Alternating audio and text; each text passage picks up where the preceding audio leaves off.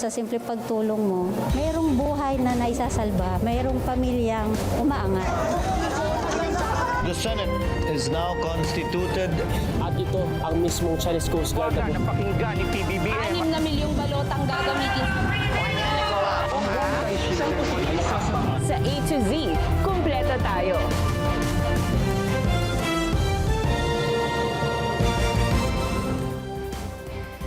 Luzon, Visayas, Mindanao at buong mundo. Ngayon ay Martes, December 30, 2025. Ako si Barbie Mulak at ito ang balitang A to Z. Papasok na yung grasya, andun na yung swerte. 2 araw bagong taon, 12 bilog na prutas at Lucky Charms, mabili na sa Divisoria. Ika-129 na anibersaryo ng pagkabayani ni Dr. Jose Rizal ginunita. Bayan muna bago sarili, mensahe ni PBBM ngayong Rizal Day. Congressman Leandro Leviste tinangging sa pilitan niyang nakuha ang Cabral Files. Bicol Saro Congressman Terry Ridon nagbanta ng Ethics Committee probe. Sa balitang showbiz, Andrea Brillantes, Alex Elacad at iba pang Filipina celebrities pasok sa 100 Most Beautiful Faces of 2025. At mga pangyayaring gumimbal at nagpa-excite sa mundo ng showbiz ngayong 2025 ating balikan.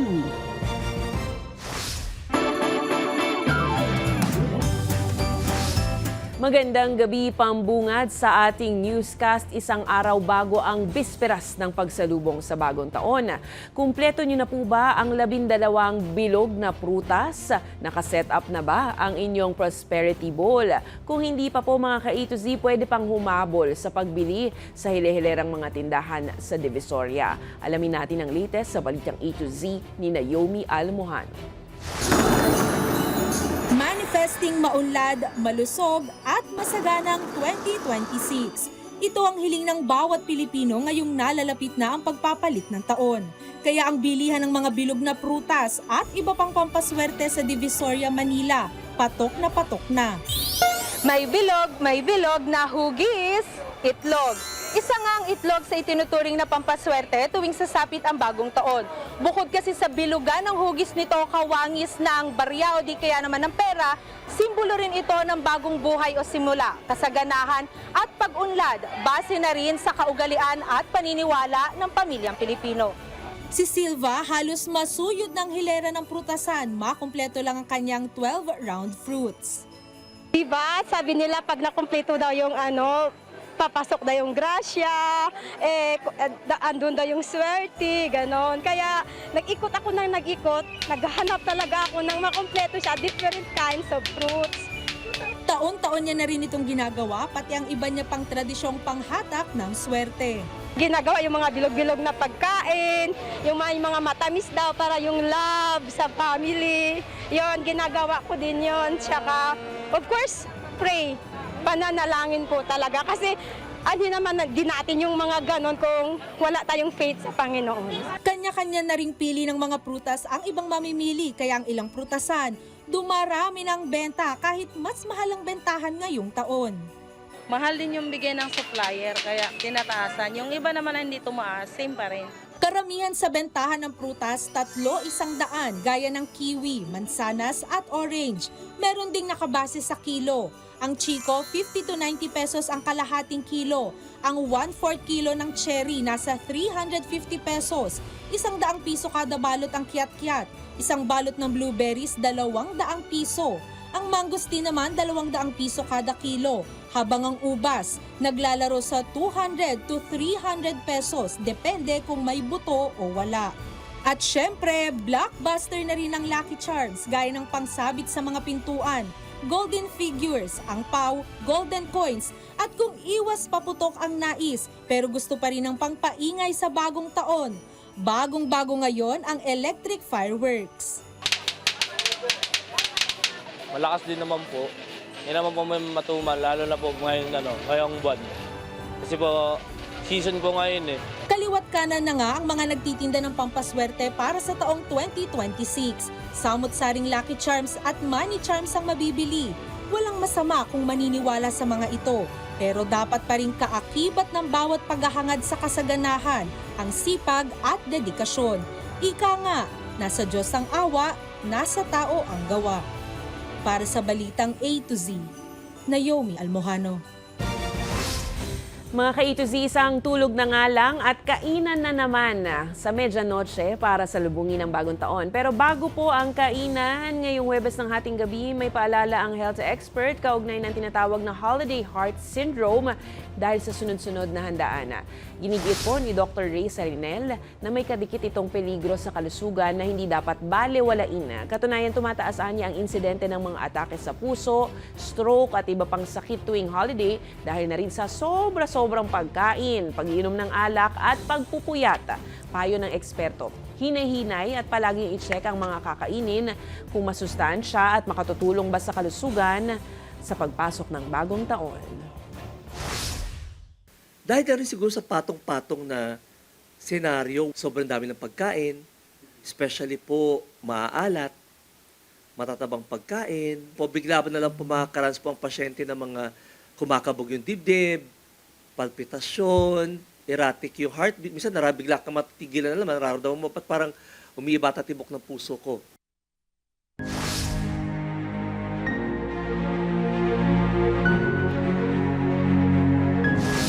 Ginugunita ng sambayanan ngayong 30 ng Disyembre ang naging buhay at pagkabayani ni Dr. Jose Rizal. Sa gitna ng patuloy na panawagan ng taong bayan ng pananagutan sa mga isyu ng korupsyon sa gobyerno, nananawagan naman si Pangulong Ferdinand Marcos Jr. na tulad ni Rizal, unahin anya ang kapakanan ng bayan bago ang sariling interes. May balitang A to Z si Ace Cruz.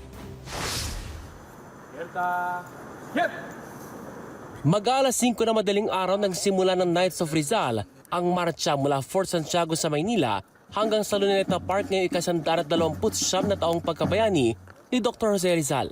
Ang taunang Rizal Walk ay paraan ng pagbabalik tanaw sa mga huling hakbang ni Rizal. Hanggang ngayon, yung mga kanya mga isiniwalat noong mahigit 100 taon na, ay ngayon ay pinaglalaban pa rin namin mga Pilipino at napakaraming Pilipinong nagmamalasakit sa bayan. Bahagi ng aktibidad ang mga kabataang gumanap na Rizal, mga Guardia Sibil at mga Praile, mga kabataang itunuring ng bayani bilang pag-asa ng bayan. Tinitignan pa rin natin yung pag-asa na sa dulo ng paglalakbay na ito, may isa o may mga tao na tatayo upang makita natin yung liwanag at maibsan ang pinagdadaanan ng ating bayan.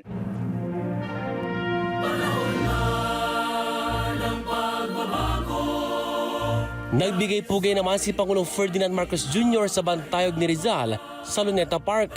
Kasama niya si First Lady Liza Araneta Marcos at mga anak. Nag-alay din siya ng mga bulaklak.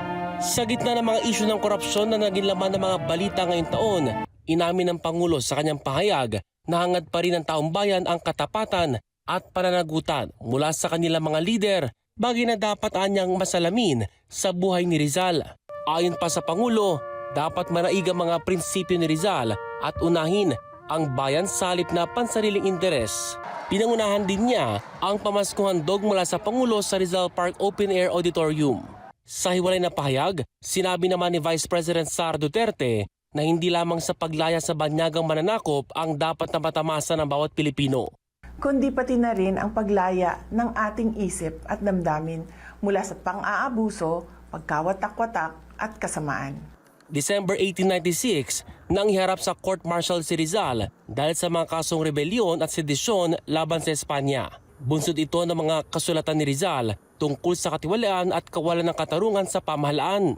December 30, pinatay ng mga Kastila si Rizal sa pamagitan ng firing squad sa Bagong Bayan na siyang ginugunita taon-taon bilang Rizal Day. Para sa Balitang A to Z, Ace Cruz.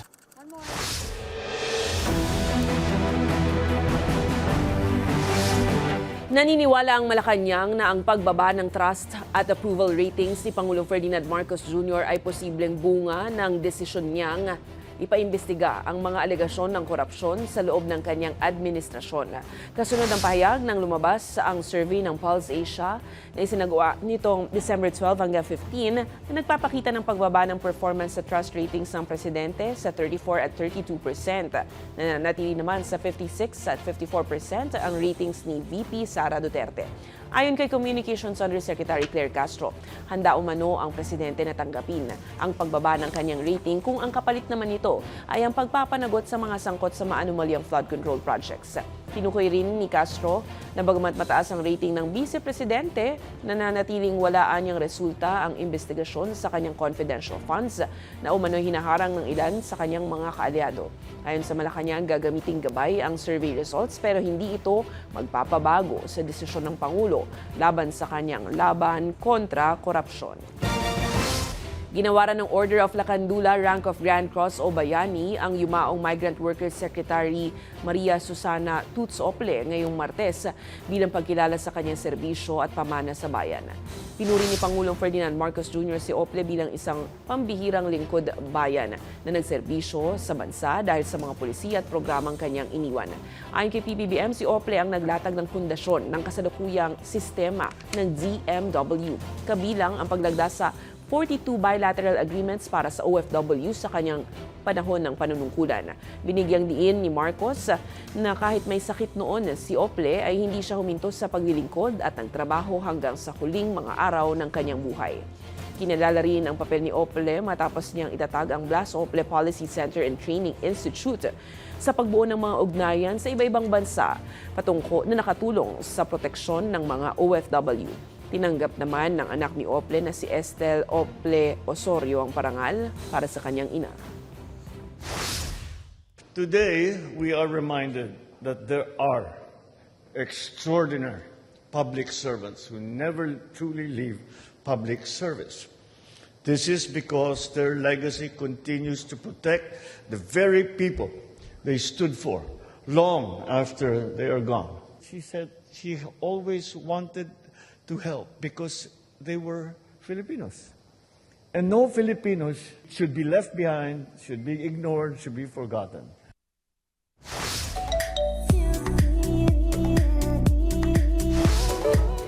Pasok ang ganda ng Pinay sa inilabas na listahan ng 100 Most Beautiful Faces of 2025 ng UK-based critic website na TC Candler. 10 Filipino celebrities ang kinilala, kabilang riyan ang aktres na si Andrea Brillantes na nasa top 4 sa global ranking. Hindi na bago kay Andrea ang makilala ng TC Candler dahil bago matapos ang 2024, siya rin ang nanguna sa 100 Most Beautiful Faces kung saan natalo niya ang dating number 1 na si Nancy McDonney ng K-pop group na Momoland. Top 37 naman ang beauty ng kapamilya star na si Alexa Ilacad, habang nakuha naman ni Liza Soberano ang rank 40.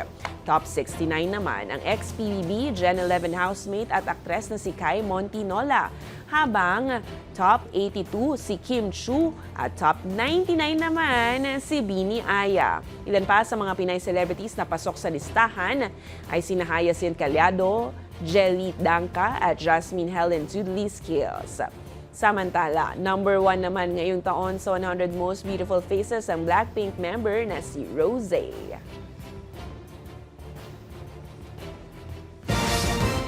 Susunod, 2 araw bago ang 2026, supply sa Bukawe, Bulacan ng ilang mga paputok, nagkakaubusan na raw.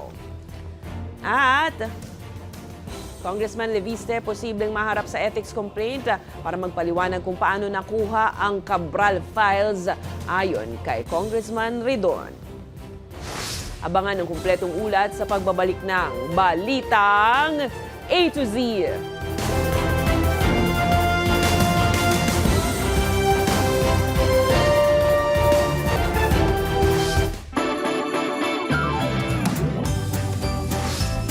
Ka-A to Z, FYI po sa mga gusto pang bumili ng paputok, paubos na ang ilang supplies nito gaya ng sawa at kwitis sa Bukawi, Bulacan. Ilang araw nga bago sumapit ang bagong taon. Patuloy kasi ang pagtaas ng demand kaya mabilis rin na nagkakaubusan ng supply. Ayon sa mga tindahan, naantala rin ang produksyon dahil sa mga nakaraang bagyo kaya limitado nila ang supply sa panahon kung kailan naman pinakamataas ang bilang ng mga bumibili. Paalala pa ng mga negosyante, posibleng manatili o tumaas pa ang presyo pagdating sa mismong bisperas ng bagong taon ngayong Miyerkules habang inuubos ang mga nakainventaryo pa. Bukas ng 24 na oras, 24/7 ng mga pwesto ng paputok sa Bukawi hanggang Miyerkules pero mas binibigyan na ng prioridad ang walk-in buyers. Patuloy naman ang seguridad ng pulisya at Bureau of Fire Protection sa palengke ng paputok kasama sa paalala ang paggamit ng mga alternatibong pang-iingay at pag-iwas sa mga illegal na paputok gaya ng Piccolo, 5-Star at Plapla. Sa ating monitoring naman po, pagdating po dun sa compliance po ng mga tindahan ay wala pa naman po kami na monitor na mga nagbebenta ng illegal. Samantala, mahigpit na magpapatupad ang Philippine National Police ng one-strike policy sa kanilang hanay laban sa indiscriminate firing o maling pagpapaputok ng baril ngayong pagsalubong sa bagong taon. Babala ni Acting PNP Chief Lieutenant General Jose Melencio Nartates Jr. posibleng maharap sa pagkakatanggal sa serbisyo at kriminal na reklamo ang sinumang lalabag sa naturang polisiya. Giniit rin niya ang command, responsibility at responsibilidad ng lahat ng level ng PNP sa pagpapatupad ng disiplina ngayong bagong taon. Matatandaan nitong Enero, isang individual ang nasawi mula sa ligaw na bala na pinaputok na baril bilang pagsalubong sa bagong taon.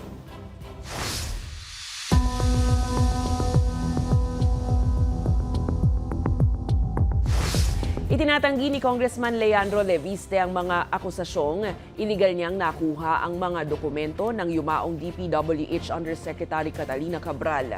Ayon naman kay Bicol Saro Representative Terry Ridon, posibleng imbestigahan ng House Ethics Committee si Leviste kung sapilitan niyang nakalap ang mga papeles. Gayunpaman, naniniwala si Leviste na may humahadlang sa pagsasapubliko ng naturang mga dokumento kaugnay sa proponents ng DPWH flood control projects.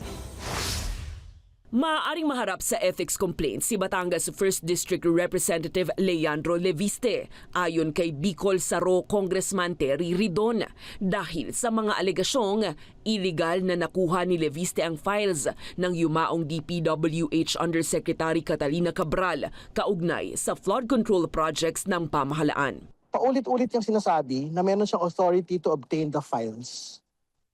For the longest time, yan po yung binabanggit niya. Pero apparently, si Secretary Dizon na po mismo yung nagsabi, twice or thrice, flatly denying giving any authority to Congressman Leviste. Una nang sinabi ng ilang DPWH personnel na sapilitan umanong kinuha ni Leviste ang files at kinopya ang mga dokumento mula sa opisina ni Cabral noong September 4. Nagkaroon din di umano ng komosyon sa pagitan ni Cabral at Leviste at nang puntahan ng staff sa loob ng opisina ay nakitang nasugatan ang mga kamay ni Cabral at may tulo ng dugo sa kanyang damit at ilang papeles. Pwede hong yung DPWH personnel yung mag-file po ng complaint po na ito. Hindi naman humalit na bagay ito. This involves a sitting congressman.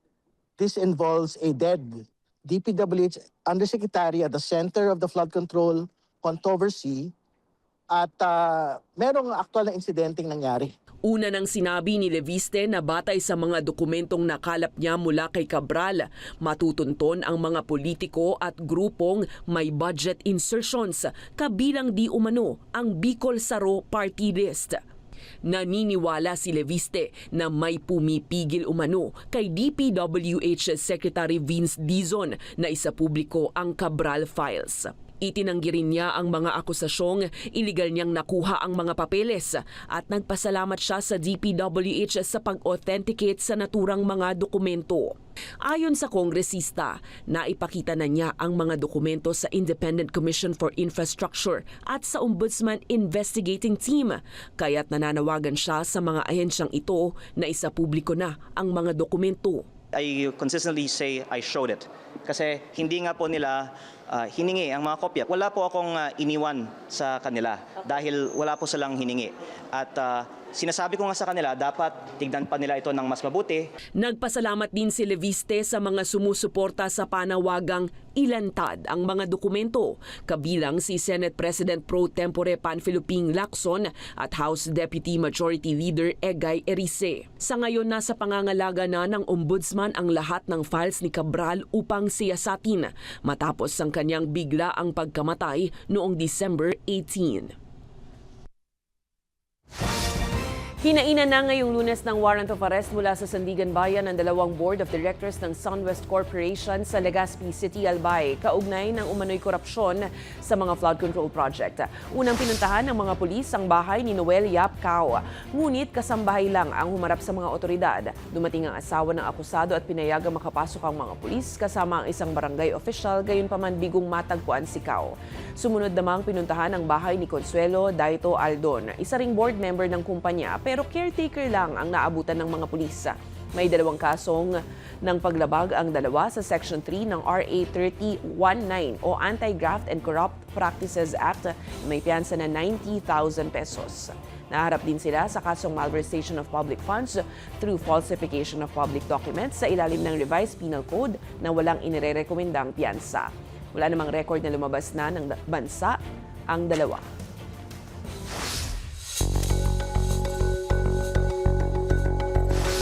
Sinabi ng isang ekonomista na nakahanap ng paraan ng mga mambabatas para maisingit pa rin ang tinatawag na pork sa panukalang 2026 national budget. Ayon kay Assistant Professor JC Punong Bayan ng UP School of Economics, lumayo na umano ang mga mambabatas sa hard pork gaya ng flood control projects at lumipat sa tinaguriang soft pork. Kabilang sa mga ito ang mga aid programs gaya ng MAIF, AIX at TUPAD na binigyan ng mas malalaking pondo sa susunod na taon para palakasin ang impluwensya ng mga politiko sa mga botante, lalo na sa papalapit na 2028 elections.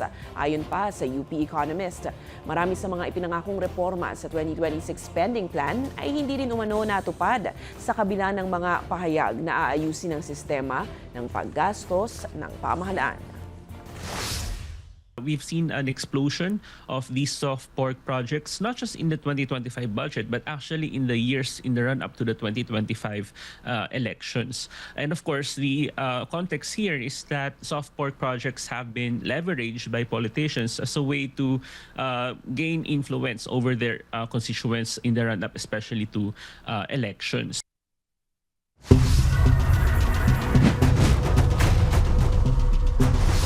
Isinailalim sa medical assessment ng Quezon City Police District Medical and Dental Unit si Shera De Juan ngayong Martes matapos ligtas na matagpuan sa Pangasinan. Ayon sa QCPD, ilang araw umanong halos tubig lang ang ininom ni De Juan. Bagamat wala namang nakitang senyales ng malubhang sakit, kailangang mapanatiling maayos ang kanyang vital signs sa panahon ng pagsusuri. Bilang lunas, binigyan siya ng angkop na gamot, pinayuhan sa tamang pagkain at pahinga at inatasan rin para sa follow-up check-up kung hindi bubuti ang kanyang pakiramdam. Hindi niya po maipaliwanag pa kung bakit nakarating siya ng Pangasinan. Yun po yung iniimbestigahan pa po natin ngayon, kung papaano o kung ano ba yung nangyari talaga sa kanya bago siya makarating ng Pangasinan.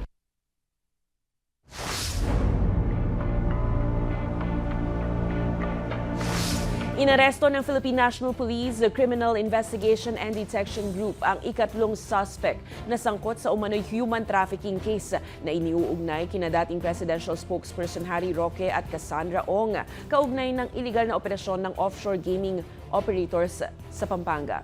Kinilala ang naarestong Chinese national na si alias Boss Terry, ang administrative officer ng Lucky South 99 na umano'y sangkot sa pananakit at pagpapahirap sa mga empleyado ng Pogo. Naaresto ang suspect sa Angeles City, Pampanga sa isang manhunt operation at naharap sa kasong qualified trafficking sa ilalim ng Anti-Trafficking in Persons Act of 2003 at walang inirekomendang piyansa. Ayon sa CIDG, bahagi ito ng patuloy na crackdown laban sa 49 na individual na may outstanding warrants kaugnay ng kasong ito na nadiskubre sa mga raid sa Porac, Pampanga noong June 2024. Tinitiyak naman ng ahensya ang patuloy na pag-aresto para makamit ng mga biktima ang hustisya.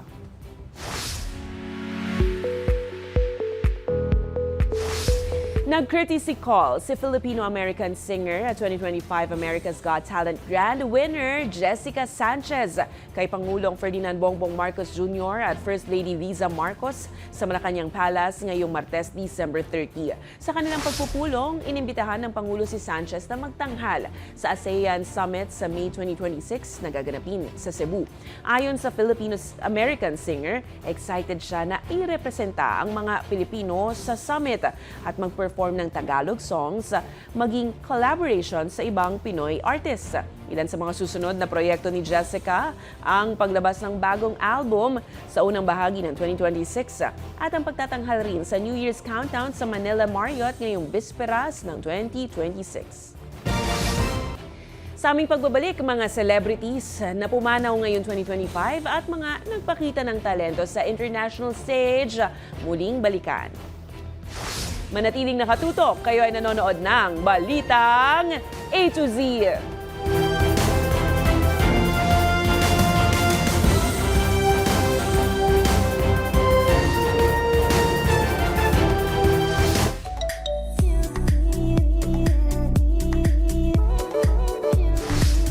Days to go, New Year na. At bago nga humiwalay sa taong 2025, balikan natin ang mga pangyayaring gumimbal, nagpayanig at nagpa-excite sa publiko sa mundo ng Philippine entertainment. Ang year-ender chika sa Balitang A to Z Showbiz, hatid ni Lane Garcia. Dalawang tulog na lang, 2026 na. Pero bago natin i-welcome ang bagong taon, ating sariwain muna ang mga kaganapan this 2025 na talaga namang pinag-usapan sa mundo ng Pinoy showbiz, kung saan damang-dama natin ang mala roller coaster na ikot ng buhay sa mga pangyayaring hindi natin inasahan. Ikinagulat ng marami ang pagpanaw ng ilang personalidad at celebrities na naging bahagi na rin ng ating buhay. Isa na riyan ang pamamaalam ng Queen of Philippine Cinema na si Gloria Romero na pumanaw nitong Enero. Ilang dekada ring tumagal ang showbiz career ng batikang aktres na itunuturing na icon matapos makagawa ng mga award-winning teleserye at pelikula. Sa edad na 85 years old, pumanaw naman noong Abril ang tinaguriang Asia's Queen of Songs na si Pilita Corrales. Sinundan niya ng pagpanaw ng superstar at national artist na si Nora Honor matapos pagdaanan ng acute respiratory failure na labis na ikinalungkot ng fans at mga nakasama sa industriya. Abril din nang yumao ang tinaguriang kilabot ng mga kolehiyala na si Haji Alejandro. Matatandaang ilang taon ding nakipaglaban sa stage 4 colon cancer ang singer. Dekada 70 nang nagsimula ang singing career ni Haji na nagpasikat ng ilang classic OPM hits na kay ganda ng ating musika, nakapagtataka, panakip butas at marami pang iba. Nashock naman ang lahat sa biglaang pagpanaw nitong Oktubre ng 19-year-old social media personality na si Eman Atienza, ang bunsong anak ng TV host na si Kim Atienza. Pumanaw si Eman dahil sa matinding depresyon. Ilan pa sa mga yumaong kilalang personalidad ang veteran actor na sina Ricky Davao, OPM legend Freddy Aguilar, Lolit Solis, Celebrity International Chef Margarita Flores, Meteor Garden star na si Barbie Hsu, Ana Feliciano, Rosa Rosal at marami pang iba. Samantala, nagbigay ingay rin sa mundo ng showbiz ngayong 2025 ang ilang celebrities na nagbahagi ng kanilang talento sa international stage. Mula sa Hollywood Films, World Tours, International Film Festival hanggang sa global fashion events, talaga namang hinangaan ang husay ng Pinoy sa buong mundo. Isa na riyan ang nation's girl group na BINI na naghatid ng Pinoy music sa kanilang Biniverse World Tour 2025 sa Dubai, London, Toronto, New York, Los Angeles at Vancouver. Muli namang nakilala ang Canadian-Filipino actor Manny Jacinto sa international scene sa kanyang Hollywood film na Freaker Friday.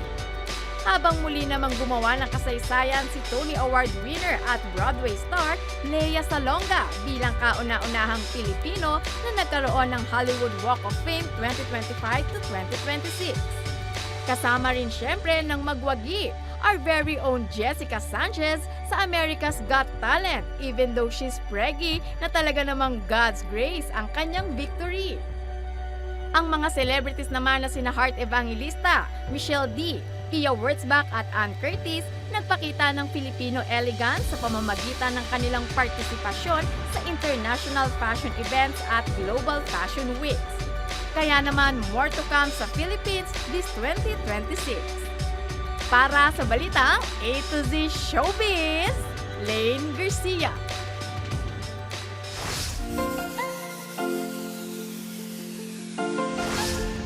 Sumubok na ba kayo mga ka-A to Z sa viral challenge patungkol sa isang kilalang mga awit kung saan kayang tsambahan ng gaya mo? Makukuha rin kaya ang perfect timing sa pagsabog ng isang paputok? Panoorin na nakaka-GV na video.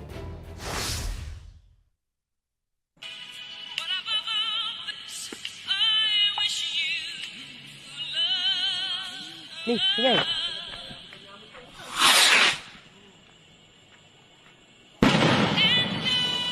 Tigsa.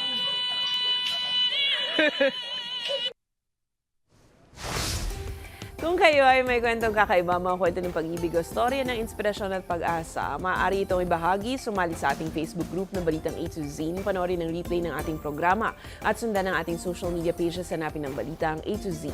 Ang ating pabaong Code of the Night ngayong December 30 ay mula sa pambansang bayani ng Pilipinas na si Dr. Gat Jose Rizal. Ang sabi niya, ang tunay na pamantayan ng isang tao ay makikita sa paraan ng pagtrato niya sa kapwa Pilipino. At yan po ang mga balita at impormasyon, mga kwentong may dalang inspirasyon na tinutukan ng Balitang A to Z. Nakapaglista na po ba ng mga putahe na ihahanda para sa pagsalubong sa bagong taon? Aba, bukas na po yan. Pero may 2 tulog na lang. New Year na po. Ako si Barbie Mulak, maging maalam, makialam. Magandang gabi sa iyo, Pilipinas.